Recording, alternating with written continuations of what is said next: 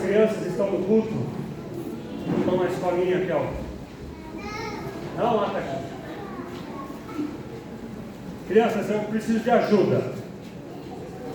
Uma pergunta: a Bíblia fala sobre animais? Sim, tem criança. Sim? Fala sobre animais? Não fala? Não tem a arca de Noé? Fala. E sobre família? Fala? Fala também. E sobre reis? Batalhas? Inseto?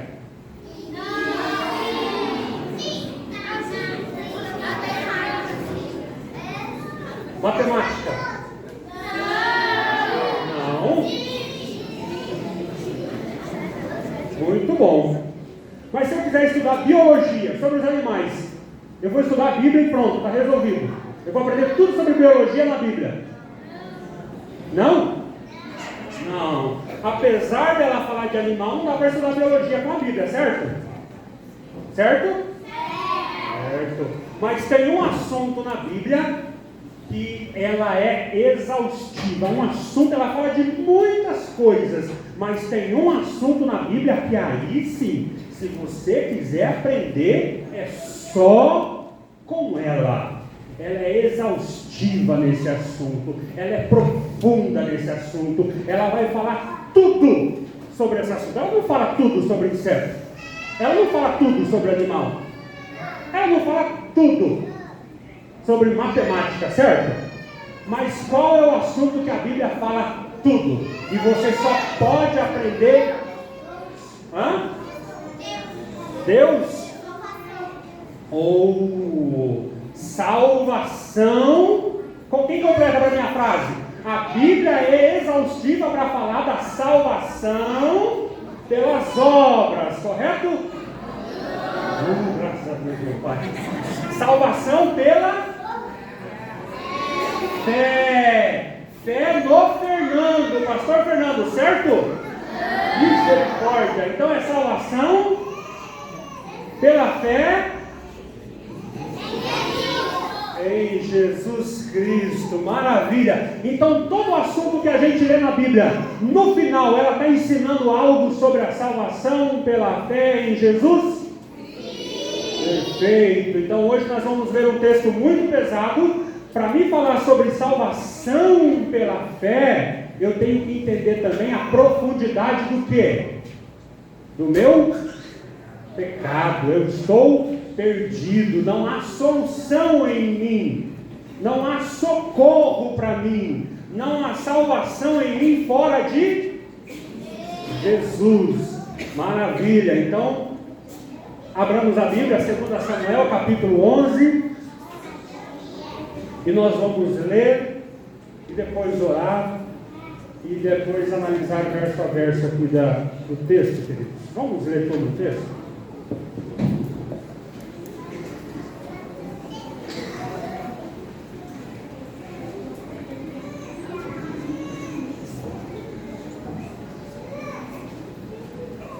Segundo Samuel 11. Na época da primavera, no tempo em que os reis saem à guerra, Davi enviou Joabe e com ele seus servos e todo Israel. E eles destruíram os amonitas e sitiaram Rabá, mas Davi ficou em Jerusalém. Numa tarde, Davi se levantou da sua cama e foi passear no terraço do palácio real. Do terraço ele viu uma mulher que tomava banho. Ela era muito bonita. Davi perguntou quem era aquela mulher. Disseram-lhe: ela é Batseba, filha de Eliã, mulher de Urias, o heteu. Então Davi mandou buscá-la e ela se foi a ele. E ele se deitou com ela, pois já havia se purificado de sua menstruação. Depois ela voltou para sua casa. A mulher engravidou e mandou dizer a Davi: estou grávida. Então Davi mandou dizer a Joabe: traz-me Urias o heteu. E Joabe o enviou a Davi. Urias veio a Davi. Este lhe perguntou como estava Joabe, o exército, e como ia a guerra. Depois Davi disse a Urias, vai para a tua casa e procura descansar. E assim que Urias saiu do palácio real, foi-lhe mandado um presente do rei. Mas Urias dormiu à porta do palácio real com todos os servos do seu senhor e não foi para casa. Então contaram a Davi: Urias não foi para casa. E Davi perguntou a Urias: não chegaste de uma viagem? Por que não foste para casa? Urias respondeu a Davi: a arca, as tropas de Israel e de Judá estão em tendas, Joabe, meu senhor, e os servos de meu senhor estão acampados ao relento. Como eu iria para casa comer e beber e me deitar com a minha mulher? Por tua vida e por tua honra, não farei isso. Então Davi disse a Urias: fica ainda hoje aqui, e amanhã te despedirei. Assim Urias ficou em Jerusalém aquele dia e o seguinte. Davi o convidou a comer e a beber com ele e o embebedou. E à tarde Urias saiu e foi deitar-se na sua maca, onde estavam os servos de seu senhor, mas não foi para a sua casa. Pela manhã, Davi escreveu uma carta a Joabe e a enviou por intermédio de Urias. Na carta ele escreveu: posicionai Urias na linha de frente, onde a batalha for mais feroz, e deixai-o sozinho, para que ele seja ferido e morra.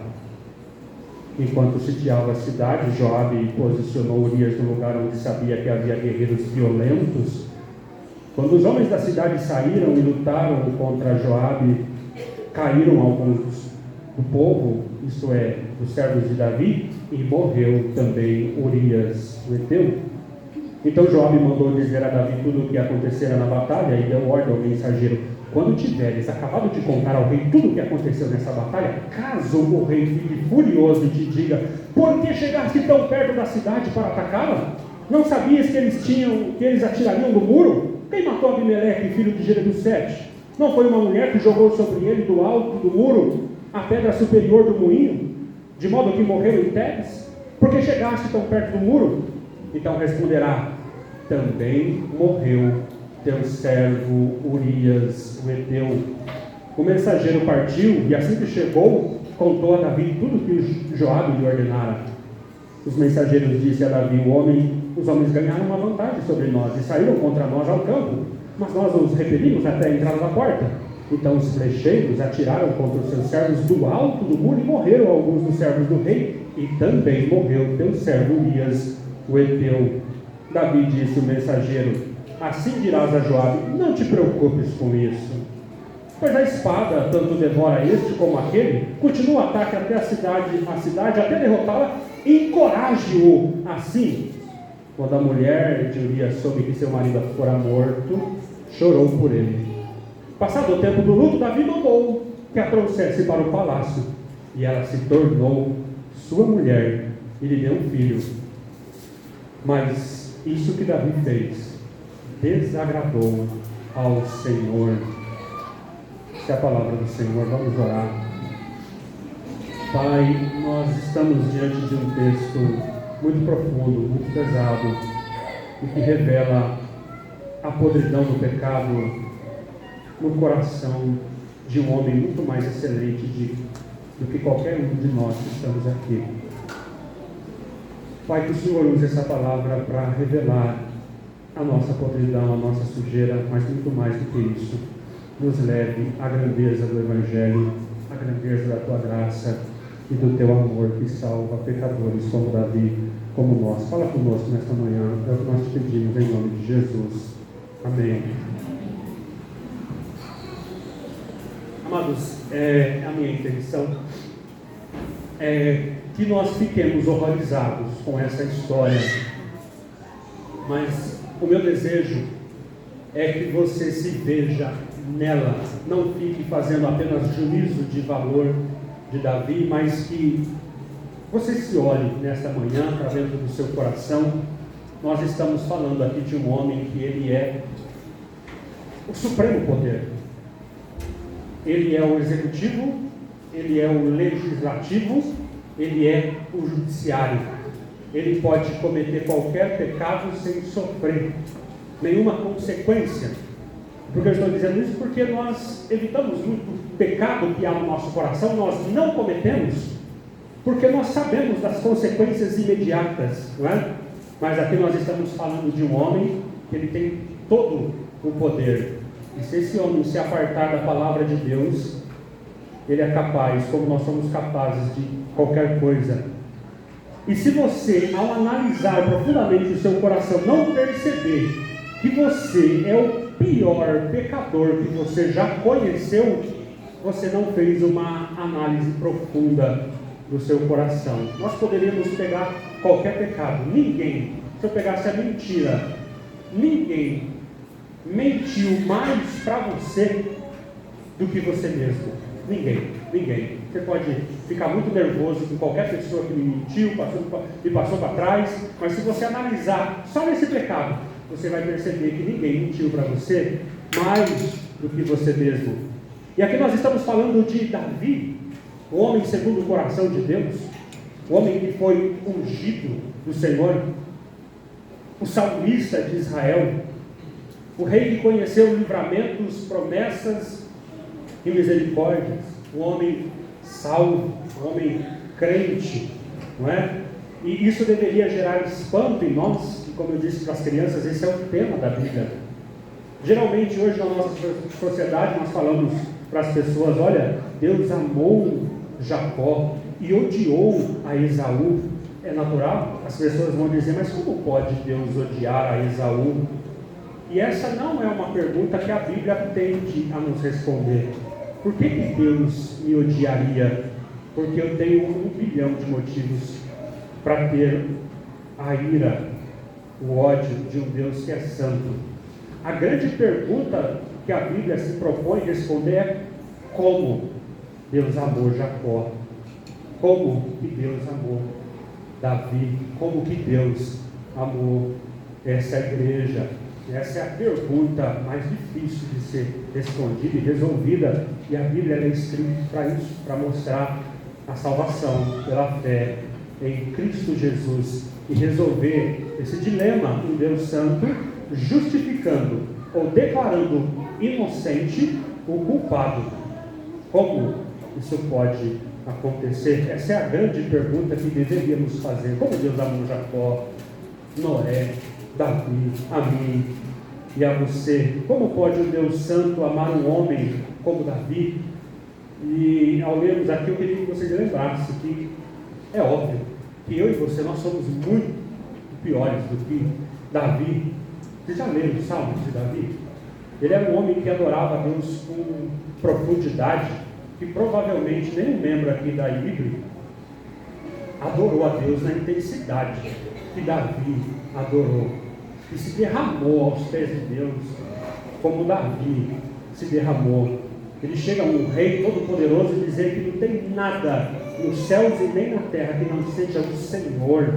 Um homem que fala de uma profundidade de Deus, que demonstra uma coragem diante dos perigos reais, que nós com lutas muito menores, nós estamos amedrontados. O Diogo me mandou uma mensagem para mim, falando sobre o Salmo 3, ele ficou admirado como Davi, ele dormia e acordava confiado no Senhor, mesmo cercado de inimigo. E eu falei para ele, lembre-se, ele não está deitando num colchão debaixo de um ar-condicionado, ele está deitado no campo de batalha, cercado de inimigos, e ele fala, eu deito, eu descanso, eu durmo, porque eu confio no Senhor, cercado de pessoas que estão ali só para arrancar a cabeça dele. Ele dorme. Tamanha confiança desse homem no Senhor. Ele tinha um zelo pela glória de Deus que frequentemente vai superar a minha e a sua frieza espiritual. Davi cultivava uma vida de oração muito mais intensa, muito mais honesta, muito mais constante do que a minha, vou dizer por mim. Uma sensibilidade à presença, à disciplina, à voz de Deus, o amor que ele tinha pela palavra. Em todas as coisas ele dizia, eu vi profundidades, mas a tua palavra, ela é amplíssima, ela é luz para o meu caminho, é lâmpada para os meus pés. Davi fala de Deus com a boca cheia. Ele ordena a sua alma: bendiz a minha alma ao Senhor, e tudo que há em mim, bendiga o seu santo nome. Não te esqueça de nenhuma das suas maravilhas. É o Senhor que me redime da cova, que perdoa todos os meus pecados. Nós vemos nos capítulos anteriores a generosidade de Davi. Ele pega um coxo, que era o último descendente do seu inimigo, e faz sentar na mesa junto com ele. Mefibosete vai comer na mesa do rei para sempre. Eu medi uma generosidade. Eu tenho certeza que você nunca fez isso na sua vida. Então não olhe apenas para Davi com esse olhar de espanto, porque Davi, ele é muito mais nobre do que eu e do que você. Ele esperou nas promessas de Deus, em provações prolongadas, com uma fé que frequentemente supera o que nós chamamos em termos de fé. Então, eu não quero que você leia 2 Samuel 11 de pé, olhando para Davi de cima, como quem diz: eu nunca faria isso. Não fale isso, queridos. Há no nosso coração um terreno tão fértil para o pecado, que qualquer semente maligna que fosse plantada no nosso coração, ela é capaz de germinar, brotar e dar muito fruto. Não tem nenhum pecado que você e eu não somos capazes de cometer. Nenhum. Você pode dizer que pela graça de Deus, eu estou muito longe de determinados pecados. Eu poderia dizer isso. Olha, esse pecado aqui, pela graça de Deus, Deus me distanciou muito dele. É muito improvável, mas essa distância que eu tenho desse pecado aqui é a graça de Deus. Eu tive um pai. Se eu tivesse crescido num lar muçulmano, que eu fosse ensinado desde criança a me vingar dos americanos colocando bomba no meu corpo, quem seria o Fernando hoje? Será que eu poderia produzir esse tipo de pecado, ser um terrorista? Há potencial no meu coração para isso. Pela graça de Deus, Deus me deu um pai, uma mãe, eu não fui educado dessa maneira. Então, pela graça de Deus, eu creio que eu estou muito longe do terrorismo, mas há potencial no meu coração para isso. Você pode olhar para os pecados de Hitler e dizer: olha, eu estou muito distante disso, mas você não é um chanceler, primeiro-ministro da Alemanha. Você não tem todo o poder. Por muito menos você já pisou em pessoas, manipulou pessoas. Sendo quem você é, imagina você com todo o poder, que se alguém te trancar no trânsito, você pode simplesmente arrancar uma arma e matá-lo porque fechou você no trânsito. Isso não aconteceu nada com você. Pois é, toda essa maldade, ela está dentro do nosso coração, e o Senhor conhece você por dentro e por fora, a ponto de Jesus dizer: olha, se você olhar para uma mulher e cobiçar ela, você já cometeu adultério. Que tipo de visão é essa de Deus? Como assim? Porque para cometer o adultério, existem muitos problemas que você precisa superar.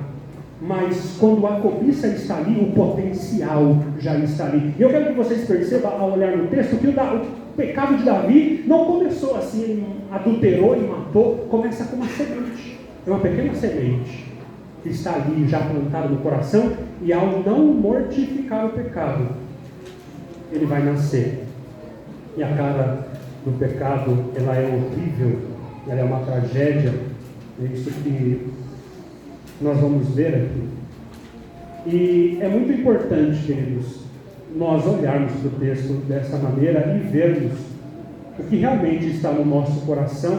E por que isso é importante? Por que Deus faz tanta questão de colocar um texto desse nas Escrituras? Não é? Coisa tão pesada, falando de Davi, a quem ele aponta para Cristo. Ninguém aqui aponta para Cristo, é um tipo de Cristo. Nós não somos um tipo de Cristo. Cristo está sendo formado em nós, correto? Mas Davi é um tipo de Cristo. Ele aponta para esse Jesus que viria. E por que a Bíblia faz questão de colocar podridão do coração de Davi? Por que isso é tão necessário? E Deus tem muitos motivos para colocar isso. E Deus tem muito motivo para que você se aprofunde em você mesmo e analise a semente, a potencialidade que há no seu coração para o pecado. Um deles porque Deus quer, de qualquer maneira, destruir a autojustiça que há em nós. Não é? Uma das consequências do pecado é que eu não percebo que eu sou um pecador. Quanto menos de Deus você tem, menos pecado você vê em si mesmo. Quanto mais você se aproximar de Deus, mais sujeira você vai ver em si mesmo. É natural. O crescimento de um cristão é um crescimento em humildade. Ele percebe que ele é pior do que ele imaginava. E ao ver isso, ele vê a beleza e a grandeza da graça e da pessoa de Jesus Cristo. É natural.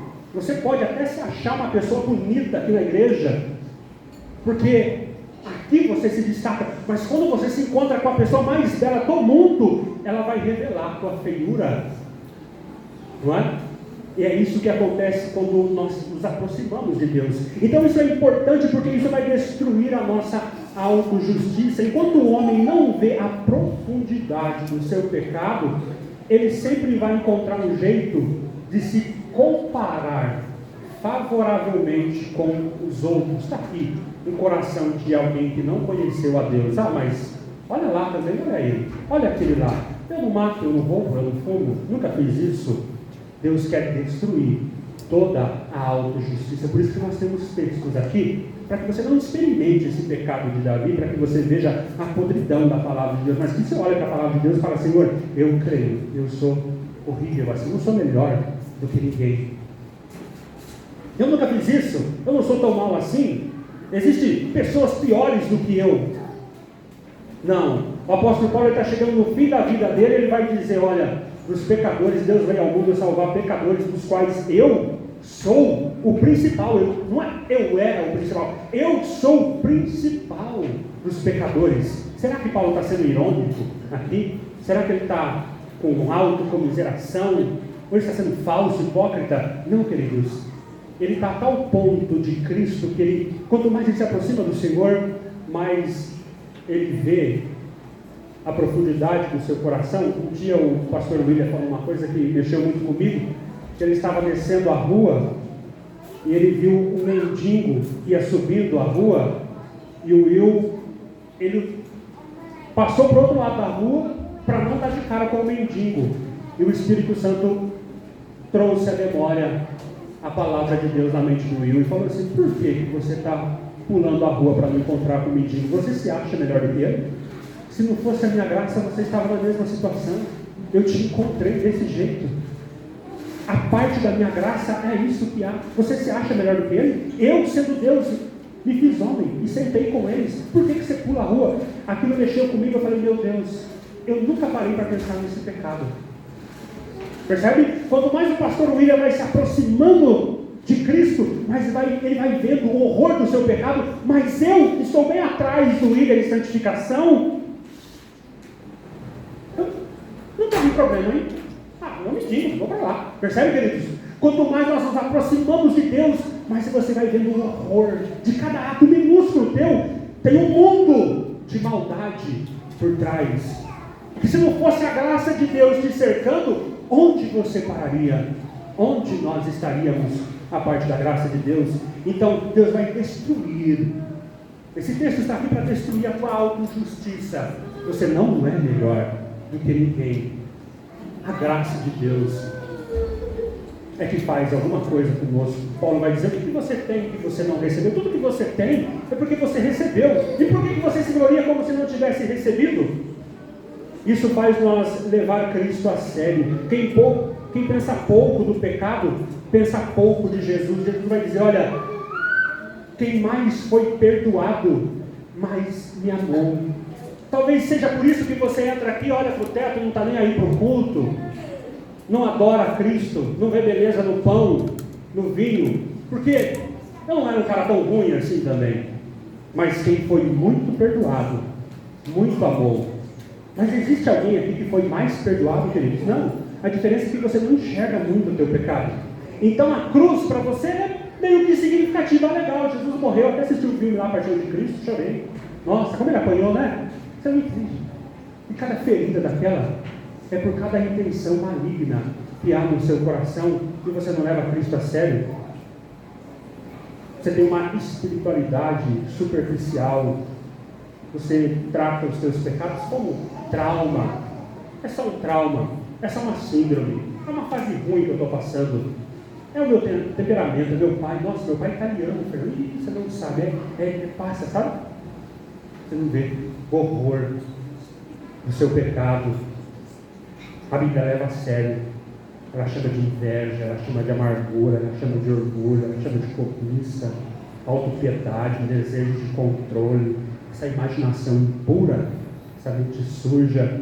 Isso é uma fase, é coisa da idade, logo passa, né? Adolescente é assim. Esse texto está aqui porque ele produz humildade. Quem vê o coração, o seu coração como de fato ele é, você vai dizer, olha, se não for a graça de Deus, eu caio. Se a graça de Deus não me sustentar, Fernando, eu perco. Eu não sou melhor, eu fui poupado pela bondade de Deus. Eu nem sei como eu cheguei aqui. É a mão poderosa de Deus, não é? Isso torna o Evangelho belo. Ah, como o Evangelho é belo. Por isso tem muita gente que murmura, tem muita gente crente reclamando da vida. É porque a cruz perdeu peso para você. E a cruz perdeu peso porque eu não fui tão perdoado assim. A tua dor fala mais alto do que a cruz. Os teus traumas falam mais alto do que a cruz. Você senta na roda de crente, não é a cruz que está impactando ele, é o governo, é a guerra, é os sonhos que vão perecer, não é o Evangelho. Esses textos estão aqui para que a gente volte e olhe para a grandeza do que Cristo fez. E vamos entrar no texto então? Se os irmãos puderem colocar aqui o primeiro versículo, e os irmãos podem deixar a Bíblia aberta, e nós vamos lendo. Eu quero que nós façamos um raio-x aqui do pecado e da depravação, como ela ataca, toca. Não existe nada em nós, queridos, que não foi tocado pelo pecado. Não há nada em nós que dá para você confiar e dizer, não, Fernando, isso aqui em mim é puro. Nada. Tudo foi tocado pelo pecado. Não dá para você falar assim, quando eu arrepio, assim, quando eu fico emocionado, eu tenho certeza, Fernando, que é Deus. Não, a tua emoção foi tocada, os teus olhos foram tocados, tudo em nós foi tocado. Ao lermos isso aqui, vamos olhar essa anatomia do pecado em Davi. Então vai dizer assim, na época da primavera, no tempo em que os reis saem à guerra, Davi enviou Joabe e com ele os seus servos e todo Israel, e eles destruíram os amonitas e sitiaram Rabá, mas Davi ficou em Jerusalém. Aqui já tem algo estranho, né, queridos? Porque Davi fica em Jerusalém, mas o texto começa na época da primavera, no tempo em que os reis saem para a guerra. Se os reis saem, por que Davi não saiu? Por que ele está em casa? Não é? E eles vão fazer o que? Eles vão atacar os amonitas e eles vão sitiar uma cidade chamada Rabá, capital aqui, hoje é conhecido como Amã, na Jordânia, está a mais ou menos 105 quilômetros de Jerusalém, e eles sitiaram. Isso é muito importante, porque esse ataque que eles estão fazendo aqui a Rabá é sitiar. Sitiar é quando você cerca a cidade. Então não está tendo confronto. Exército aqui, exército lá, e vão se confrontar. Porque se fosse assim, seria mais rápido. Mas quando é sitiar, você vai cercar a capital aqui, os amonitas, e vai fechar todo o suprimento ali. Não entra comida, não sai comida, não entra socorro, não sai ninguém. E esse pessoal lá dentro da cidade, eles vão morrendo. Eles vão se enfraquecendo. Eles não podem trabalhar, não podem sair para o campo, não podem trazer nada. E você vai matando esse pessoal aqui, cercando eles. Então isso demanda tempo. Por isso que eles escolheram primavera. Lutar no inverno, e inverno é o inimigo. É o inverno que derrotou Hitler em Stalingrado. É o inverno que derrubou Napoleão Bonaparte. Eles saíram na primavera porque eles têm esse plano aqui, nós vamos sitiar, nós vamos ficar aqui. Por isso que o ataque e Urias morreu é estranho, porque eles não têm que atacar ninguém. Por que você se aproximou do muro? Nós vamos ver daqui a pouco. Porque é ficar longe, é ficar cercado. Você vê que a estratégia de Davi lá na frente é totalmente diabólica. estúpida que qualquer pessoa fala assim, mas para que nós vamos chegar perto do muro se nós estamos sitiando? Eles estão se enfraquecendo, calma, eles vão morrer sem que a gente perca um soldado sequer. Então é importante esse detalhe, porque eles estão sitiando Rabá. Eles estão cercados e vão ficar algum tempo ali. Versículo 2. Numa tarde, Davi se levantou da sua cama. Olha a situação de Davi. Percebe, queridos? Numa tarde, se os irmãos ligarem para mim 2 horas da tarde, rapaz, você liga 1 hora dessa, está me levantando da cama. Estranho, né, irmãos? Segunda-feira. Mas é férias. Não é férias, eles estão em guerra, é primavera. É tempo que os reis saem à guerra. Numa tarde, é interessante o escritor inspirado colocar esses detalhes. Numa tarde, é expor Davi mesmo, né? Você vai colocar isso. Numa tarde, Davi se levantou da sua cama. Cama mesmo, ele não estava ali home office. Não, ele estava deitado mesmo. Ele levantou da sua cama, deu uma espreguiçada e foi passear no terraço do Palácio Real. E do terraço ele viu uma mulher. Olha o olhar dele, queridos. Percebe? Você já vê aqui, esse pecado de Davi, quer dizer, ele é antigo. Nós temos lá em Deuteronômio 17, a lei de Deus que fala para o rei não multiplicar mulheres. Não é para o rei multiplicar mulheres. E nós já vimos aqui, rei casou com Mical, pois o pai tomou. Ele casou com Abigail, Ainoã, par de mulheres. Mas quando casa, você dá aquele ar de legal, está legalizado, está tudo bem. Mas há um pecado aqui. Há esse adultério no coração, essa prostituição no coração de Davi, mas ele casou, né? Ele continua com aquela aparência de crente, porque tá ligado? Ninguém pode olhar e falar assim, olha, isso aí está errado, mas ele casou. Ele não mata o pecado, ele legaliza, ele formaliza o pecado, ele tampa o pecado dele com uma roupagem bonita, está casado, está tudo bem. Queridos, isso não mortifica pecado. Não, Fernando, eu vejo, eu acesso isso aqui porque eu quero me livrar desse pecado. Então eu vou para esse pecado menor. Que loucura, amados. Não se combate pecado com pecado. Esse teu pecado, mais cedo ou mais tarde, ele vai vir à tona. E ele vai mostrar o horror da sua afeição. E nós já vimos essa tendência em Davi. E você percebe que mesmo ele casado com um monte de mulheres, diminuiu esse potencial pecaminoso nele? Eu tenho muitas mulheres. Até Natão, quando vai falar com ele, você casou com um monte de mulheres. Quer dizer, isso diminuiu a intensidade do pecado. É jovens, né? Jovens falam assim, quando eu casar, isso diminui. Queridos, não diminui. Casamento não arranca pecado do coração. O teu pecado, ele é mortificado com os meios da graça, com a palavra de Deus. Casamento não arranca a prostituição, a fornicação do teu coração. Você vai continuar o mesmo. Se fizer igual Davi com 6, 7 mulheres, continua o mesmo. Ele sai à tarde, ocioso, o rei que era para estar na guerra, ele está numa posição de superioridade. Olha, essa posição de superioridade não é para vasculhar quintal da vizinha, era para proteger o povo. A posição de autoridade do rei é para proteger a cidade. Vem vindo alguém lá. Quem é? Desce lá, vai encontrar. É dos nossos inimigos. Mas agora, ele está com um olhar cheio de prostituição. E ele sai. E aqui, queridos, não adianta colocar culpa em Batseba, porque provavelmente ela está se banhando da sua purificação. O texto vai dizer. Não há nenhuma palavra de repreensão para a mulher. Natã não repreende a mulher. Ela está seduzindo Davi. Mentira, não tem isso no texto. E ele, no seu ócio, no seu conforto, no seu distanciamento do campo de batalha, ele viu, né? Lembra a Eva olhando para o fruto? Ele viu, ele desejou, lembra do pecado de Acã? Desejou os tesouros de Jericó. E aqui então Davi, olha o olhar contaminado, tocado pelo pecado. Quando ele olha, é despertado nele o desejo.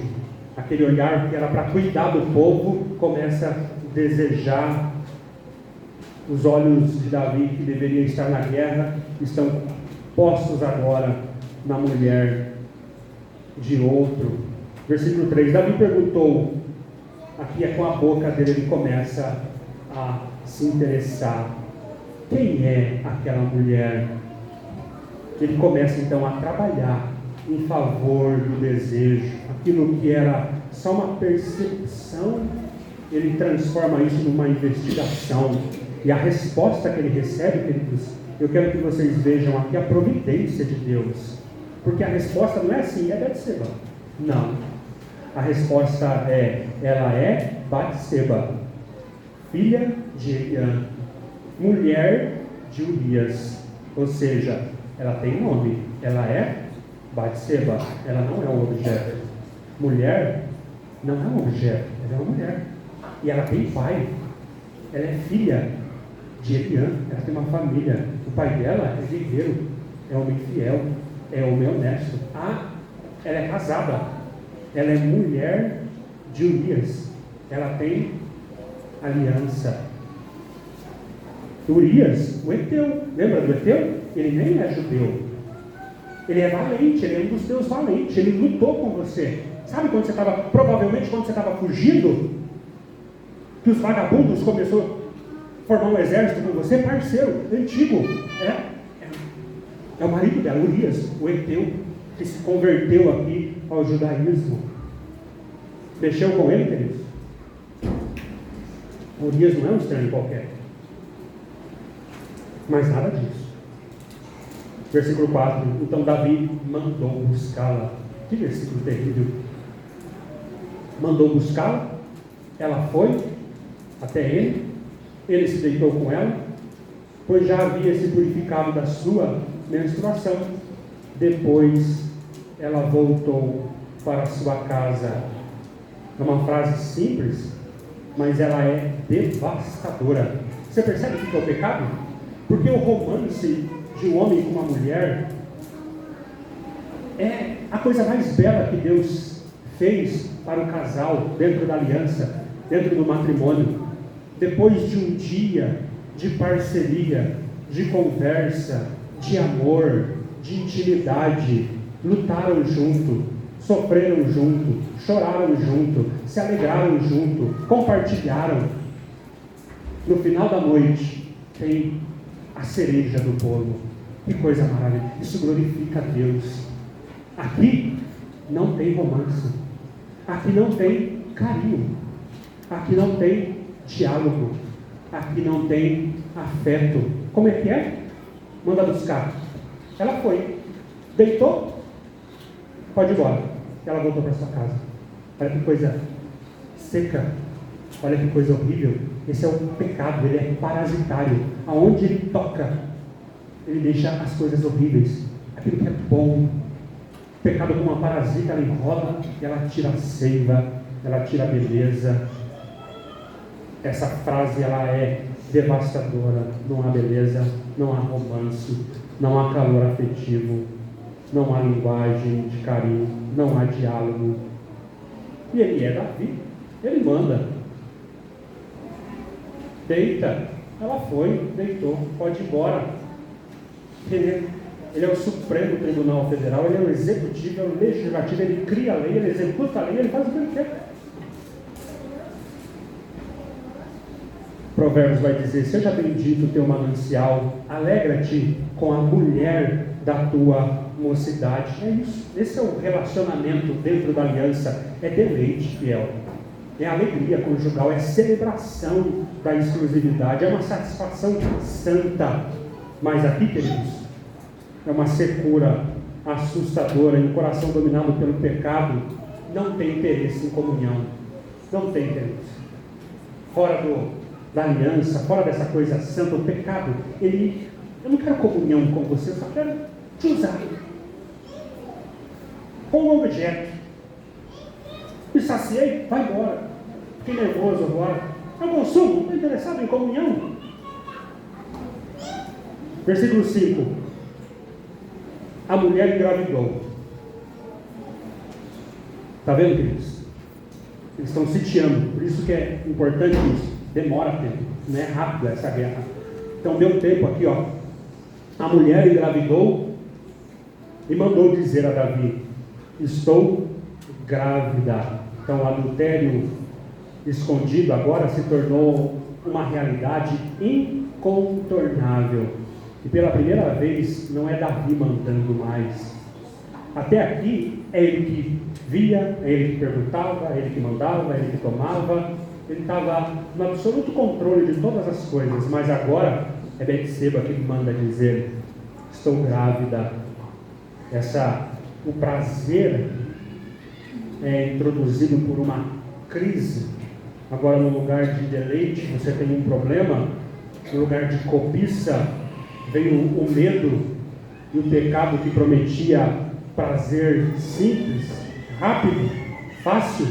Agora ele entrega desordem, ele entrega complexidade. E agora, do versículo 6 em diante, Davi vai começar a sua estratégia de encobrir o pecado. No versículo 6 vai dizer: então Davi mandou dizer a Joabe: traz-me Urias o Heteu. E Joabe o enviou. Você vê? A resposta de Davi aqui não é confissão, não é quebrantamento, mas ele vai agir estrategicamente a partir de agora para controlar os danos. E ele vai mandar chamar Joabe e falar para Joabe trazer Urias. Essa é outra consequência do pecado. O pecado ele começa agora a envolver mais e mais pessoas. Tem um pecado escondido. Rapidamente ele vai começar a formar a sua teia, e ele vai começar a atingir pessoas que não têm nada a ver com o teu pecado, pessoas inocentes a respeito do teu pecado. E aqui, queridos, o adultério já aconteceu. E o salário do pecado é a morte. Se Davi confessa o pecado dele aqui, é morte. Então morte já vai ter aqui. Nós não sabemos quem vai morrer, mas que alguém vai morrer, vai morrer. E ele vai trabalhar agora para ele não morrer. O rei, que deveria dar a vida pelo povo, ele peca e a morte já está decretada. O salário do pecado é a morte. Diante da lei, Davi tem que morrer. Alguém vai morrer. Sem morte, nós não vamos terminar esse texto aqui sem morte. Versículo 7. Urias veio a Davi e este lhe perguntou como estavam Joabe e o exército e como ia a guerra. É estranho, porque imagina Urias anda 100 km correndo, o rei te chamou, ele volta correndo, coitado. 100 km, chega lá, viu? E daí, como é que está a guerra? E Joabe? Davi recebe esse tipo de notícia dos mensageiros todo dia. Urias é um dos valentes de Davi. É um camarada que tem capacidade para ser diretor da empresa. Você está colocando ele para varrer calçada. Por que você está tirando Urias da guerra? Para perguntar para ele como vai, como é que está Joabe? Isso é estranho. Versículo 8. Depois Davi disse a Urias: vai para tua casa e procura descansar, lava os teus pés. E assim que Urias saiu do palácio real, foi-lhe mandado um presente do rei. Aqui então, as palavras de Davi, toda essa pergunta, todo esse teatro que Davi está fazendo, não tem interesse nenhum em saber como está Joabe. É mentira, é hipocrisia, é falsidade. O interesse é esse: vai para a tua casa, descansa, e vou mandar um presente aqui para você, ó, vinho, tá? Aqui vou dar um caviar para você, já naquela intenção, assim, sabe, de lua de mel, eu já induzindo ele, leva para tua esposa, você faz um jantar à luz de velas com esse vinho aqui é top, com bacalhau, vai ser uma noite romântica. Ele não vai. Mas Urias, versículo 8, dormiu à porta do palácio com todos os servos do seu senhor e não foi para a casa. Percebe, queridos? Geralmente quando a pessoa está em pecado, ela acha. É engraçado isso. Quando você está enfiado dentro de um pecado, você tem uma maneira de enxergar o mundo. Você acha que todo mundo enxerga o mundo da sua maneira. Se você tem um olho cheio de malícia, para você, o teu irmão também, ele é tão malicioso quanto você. Já viu pessoas que tudo que você fala para ela tem um significado mal por trás? É aquela famosa brincadeira agora, né? A quinta série, que não haveria, não poderia ter isso no meio de crente. Por que as pessoas fazem isso? porque a maldade que há no coração dela, ela acha que há em todo mundo. Então essa é a cabeça de Davi, é claro, ele está tão cheio de adultério, ele está tão cheio desse busca de prazer, é claro, se eu tivesse uma oportunidade é para lá que eu vou. Ele pensa que Urias é assim também. Só que Urias, a mentalidade dele é santa. E por que eu estou dizendo que é santa? Porque guerra aqui nesse contexto do Velho Testamento, guerra é santa. Guerra é Deus de Israel contra o Deus dos Amonitas. É por isso que há uma purificação para ir na guerra. Vocês vão ver que Jó vai responder, a arca está lá. Está vendo? O que é a arca? É Deus conosco. A mentalidade de Urias aqui, ele está cheio da batalha do Senhor na mente. E Davi está cheio de adultério. Se eu tivesse um tempo, lógico, com aquela mulher bonita, eu nem ia para lá. Urias está, como? Não. Estamos em guerra. Olha aqui. Essa maneira de você perceber, você acha que a podridão que está no seu coração, todo mundo está vendo o mundo a partir da sua ótica, é que você já foi cegado pelo pecado, é o pecado tocando os seus olhos e a tua consciência. E Urias vai desmontar a expectativa do rei. E no versículo 10 vai dizer, então contaram a Davi, Urias não foi para casa. Davi perguntou a Urias, não chegaste de uma viagem? Por que não foste para casa? Os comentaristas vão dizer algo interessante aqui, que parece que no tom aqui Davi está meio que tirando o sarro dele. Você é um homem novo, foi para casa, veio perto da mulher e não vai lá deitar com a sua mulher, vai passar a noite com ela.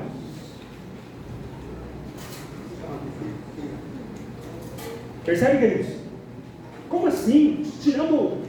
Brincando com a virilidade de Urias. Será que está tudo bem aí, Urias? Não vai para sua casa?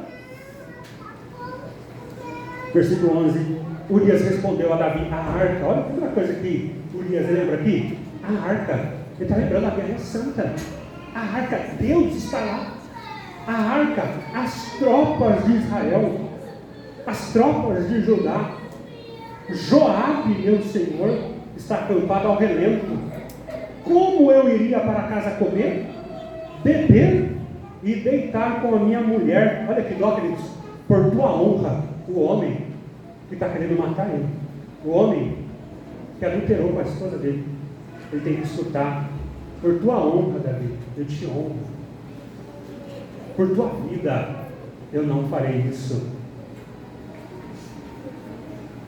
Versículo 12. Então Davi disse a Urias, fica ainda hoje aqui. Isso não quebra Davi, ele está frio.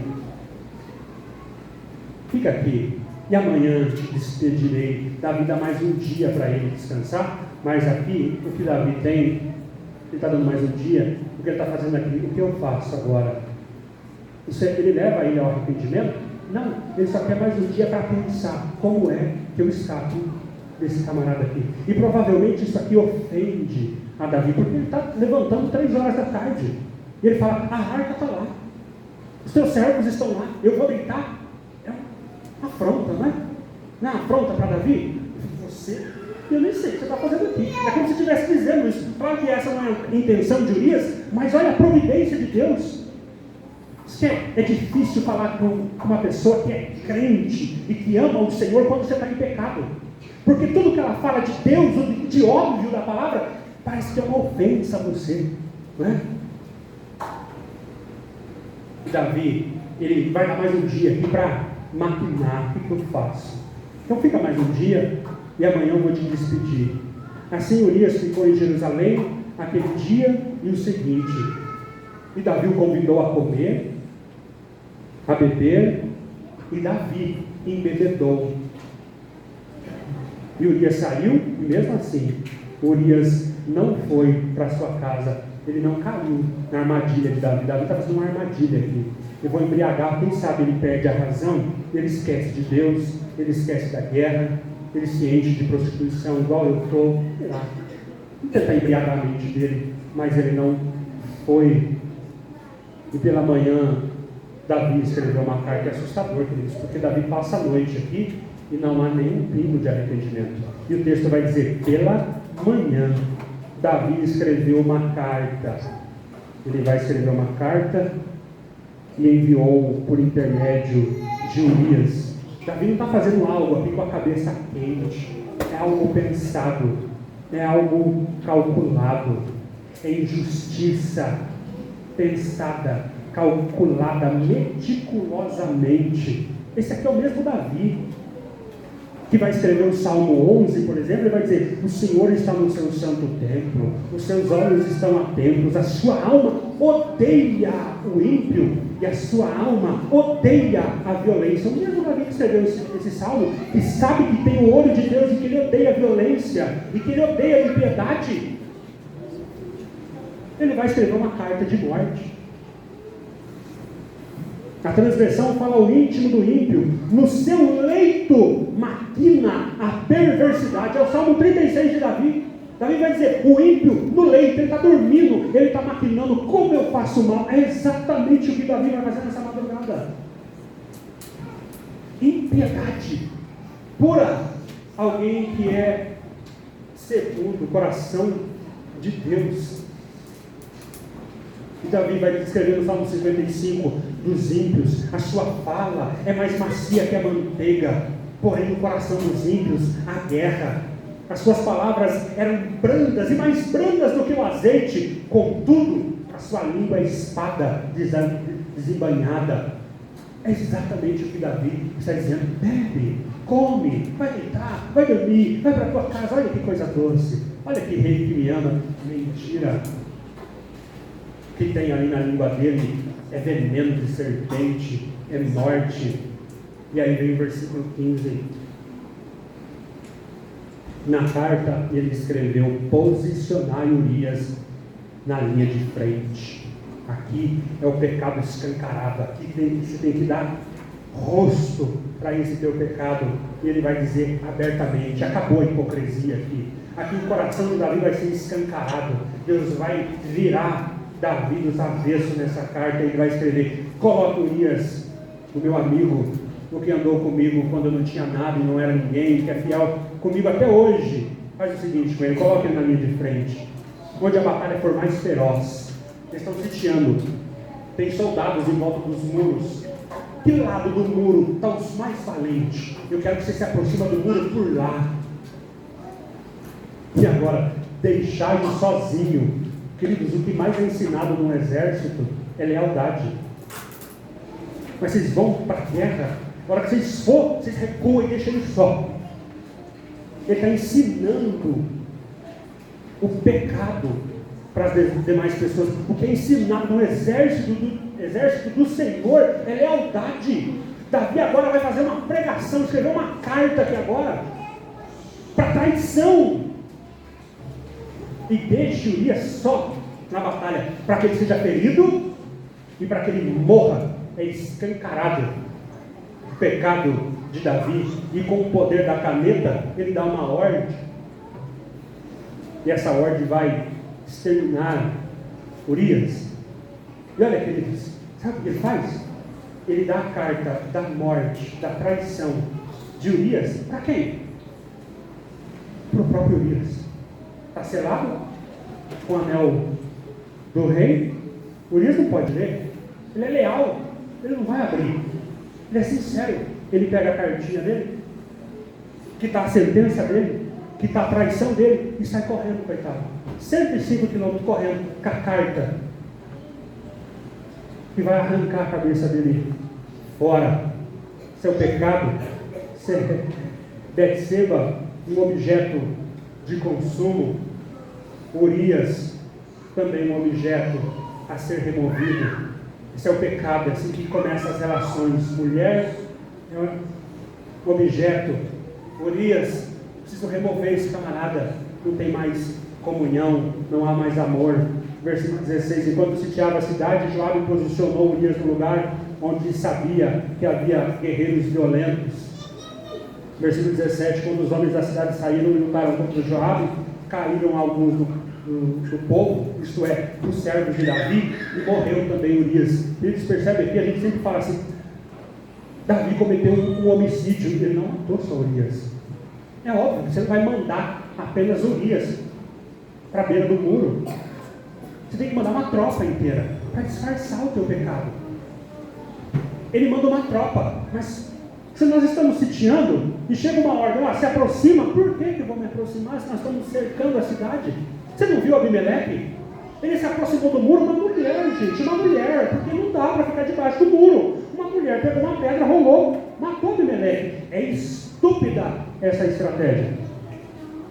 Mas Joabe entendeu. Davi é que ele quer matar o homem. Então você pega, todo mundo do exército deve ficar olhando, por que o rei? Isso não vai dar certo. Isso não tem resultado nenhum. Como não tem mesmo? Porque essa estratégia, essas decisões malucas, que não faz sentido nenhum, só tinha um objetivo: encobrir o pecado. Muitas decisões que você vê pessoas tomando, você fala, por que a pessoa está fazendo isso? Pecado. Encobrir pecado. E eles se aproximam então, e os flecheiros aqui soltam flecha e morre um monte de soldado. Mas tranquilo, Davi, Urias morreu. Davi não matou só Urias. Não é só Urias que morre, queridos. Caíram alguns do povo, isto é, dos servos de Davi, e morreu também Urias o Heteu. 18. Então Joabe mandou a dizer a Davi tudo o que acontecera na batalha, e deu ordem ao mensageiro: quando você tiver acabado de contar ao rei tudo o que aconteceu nessa batalha, caso o rei fique furioso, porque tem que ficar furioso, porque é uma estratégia burra. Ele falou, e o rei falou, por que você chegou tão perto da cidade para atacar? Você não sabe que eles atirariam do muro? Você não sabe do caso de Abimeleque? Por que vocês fizeram isso? Aí o mensageiro vai e fala para Davi, e ele diz, olha Davi, morreu algum dos servos do rei, mas também morreu o teu servo Urias o Heteu. Essa é a linha final do pecado: morte, cadáveres, corpos. Davi disse ao mensageiro, assim dirás a Joabe, não te preocupes, não te preocupes com isso, pois a espada tanto devora este, como devora aquele. Isso aqui é um provérbio, gente. Isso aqui é mais ou menos assim, Deus é soberano. Quem já viu esse nível de crente espiritual? Para esconder a sua irresponsabilidade, ele fala, Deus está no controle, Fernando. Deus é soberano sobre todas as coisas. É assim, a guerra é assim, não morre. Não. Deus é soberano. Mas aqui, Davi, é o teu coração que arquitetou tudo isso aqui. Não, fala para Joabe não se preocupar. É a guerra. A espada devora um, devora outro. Não, nada disso, Davi. Continua o ataque na cidade até derrotá-lo. E encoraje-o assim. Olha, uma palavra de encorajamento vindo do rei. Que coisa bonita. Não te preocupes, não te pareça mal. Aqui Davi vai redefinir a moralidade da tragédia. Já que os fatos ele não pode mudar, ele vai mudar a maneira como você percebe. Não é? Você comete pecados que são horríveis, você não pode mudar mais isso, então você vai mudar o quê? Como você percebe? Mas deixa eu contar para você, o que eu estou passando. Olha a minha situação, olha a minha história. Ele banaliza o mal, ele normaliza a culpa, ele vai anestesiar sua consciência, ele tem palavra de encorajamento para Urias. Continua a batalha, continua aí na batalha. A espada ela atinge um, atinge o outro. Não há previsibilidade nos combates. Deus continua sendo soberano, mesmo nessa batalha sangrenta. Mas não é, Urias não morreu porque a espada devora um, devora o outro. Urias morreu porque Davi mandou colocá-lo ali e abandoná-lo ali. Ele vai pegar essa verdade sobre a providência de Deus e vai transformar a doutrina santa de Deus, da providência de Deus, dos decretos de Deus, num álibi moral para o seu pecado, para a sua sujeira. E ele vai encorajar. Esse aqui é o auge da frieza de Davi. Quando a mulher de Urias soube que seu marido fora morto, ela chorou por ele. É interessante porque o escritor inspirado aqui não chama ela Betseba, chorou, fala a mulher de Urias. Ela é mulher, para lembrar que aqui tem um casamento, aqui tem uma aliança que foi profanada. E passado o tempo de luto, Davi mandou que a trouxesse para o palácio e ela se tornou sua mulher e lhe deu um filho. Tem noção, queridos? Como é que termina aqui a história para Davi? Ele fez tudo isso. Matou o marido, adulterou com ela. Aí ela chorou, passou luto. Aí Davi fala assim: vem morar na minha casa. Queridos, isso é maravilhoso. Israel olha para isso e fala: que homem bom. Pegou a viúva. Pegou a viúva, porque a viúva não tinha INSS, ela nem ia receber aposentadoria. Alguém tem que manter ela. E o rei fala: tadinho, não, Urias, parceiraço meu, homem, contigo, de confiança. Você não vai ficar sozinha, não. Vou honrar a tua casa, vem morar comigo. Israel falou: poxa vida, que rei benevolente. Levou Mefibosete para casa, agora está levando, tadinha, a Betseba, viúva. Mas, termina assim: mas isso que Davi fez desagradou o Senhor. Aqui nós temos uma quebra de expectativa, mas o que Davi fez, Deus viu. O silêncio de Deus em todo esse processo nunca foi ausência, sempre foi observação. O que foi suavizado, o que foi normalizado por Davi, parece que ele vai terminar e viveram felizes para sempre. Deus diz: isso é mal.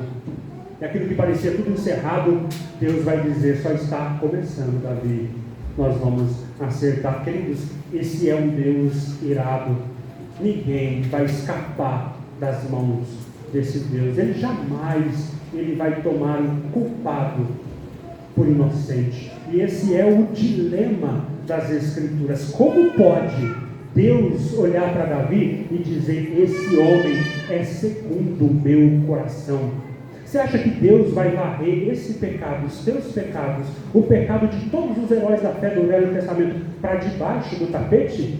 De maneira nenhuma, queridos. Davi, ele só não vai morrer, ele só é chamado segundo o coração de Deus, porque lá na frente, Deus está olhando para o filho dele. Eu queria que os irmãos, para encerrar, abrissem a Bíblia em Romanos 3, vamos ler aqui rapidinho. Romanos 3, 25. Como é que Deus pode perdoar Davi? Como é que Deus pode perdoar a mim e a você? Vai dizer o versículo 25: a quem Deus ofereceu, falando de Jesus, como sacrifício propiciatório. A ira de Deus, que era para ser derramada em Davi, ele não é derramada porque nós temos esse sacrifício propiciatório. Por meio da fé, pelo seu sangue, para demonstração da sua justiça. Amados, Jesus está morrendo em Jerusalém, porque ele vai demonstrar a sua justiça. Os anjos estão perguntando, os demônios estão perguntando, qualquer homem que conhece Deus está perguntando como Deus pode perdoar Davi e falar que é o rei segundo o seu coração. Em Jerusalém, naquela sexta-feira, Deus vai mostrar o pecado de Davi, toda a sujeira de Davi, toda a injustiça de Davi, toda a maldade da igreja. Eu vou derramar, eu vou fazer justiça agora vou fazer justiça derramando esse pecado no meu filho. Na sua paciência, presta atenção, queridos, na sua paciência, Deus deixou de punir os pecados anteriormente, do Velho Testamento, cometidos. 26, para a demonstração da sua justiça, agora, no tempo presente, para que ele seja justo e também justificador daquele que tem fé em Jesus. Deus, ele é justo, ele vai punir Davi. Mas esse Deus que é justo, ele decidiu justificar o pecador. E quando que isso é revelado? Na cruz de Cristo, ele vai moer Davi na pessoa do seu filho. Ele vai esmagar cada pecado de Davi na pessoa do seu filho. Ele não varreu o pecado de Davi para debaixo do tapete. Ele puniu em Jesus. E ao punir em Jesus, ele agora pode justificar todo crente que tem fé em Jesus. Esse é o Evangelho. Eu queria aqui, queridos, o tempo foi, terminar com uma aplicação, não teria mais, mas eu queria terminar com uma palavra de consolo e alegria Porque apesar de 2 Samuel 11 ser um capítulo pesado, escuro e humilhante, ele nos mostra até onde o pecado pode levar o homem. Mostra a sujeira do coração, a frieza da consciência, a profundidade da ruína humana. Mas é justamente aí que nasce um consolo. O nosso relacionamento com Deus não depende de você ser melhor do que Davi, mas de Cristo ter sido melhor que Davi. Essa é a alegria do Evangelho.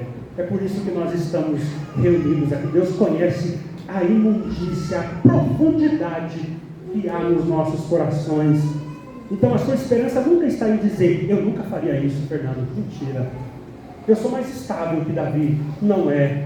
Eu sou mais fiel do que Davi. Não é. Meu coração é melhor do que o de Davi. Não é. A nossa esperança está em dizer que existe um rei que foi para Jerusalém, que guerreou em Jerusalém, que tomou os nossos pecados, que não cedeu ao pecado, que nunca usou pessoas, que nunca encobriu a culpa e que nunca falhou diante do Pai. E para te tirar da morte, Ele foi para a morte. Ele não deu uma carta para te levar à morte. Ele mesmo tomou sobre si os nossos pecados e morreu por nós. Esse é o Rei, melhor que Jesus, melhor que Davi, o nosso Rei Jesus. Vamos orar, queridos? Baixe suas cabeças, vamos orar. Pai, nós te damos graça porque é desesperador olhar para isso e ver o nosso coração. Não há esperança para nenhum de nós aqui.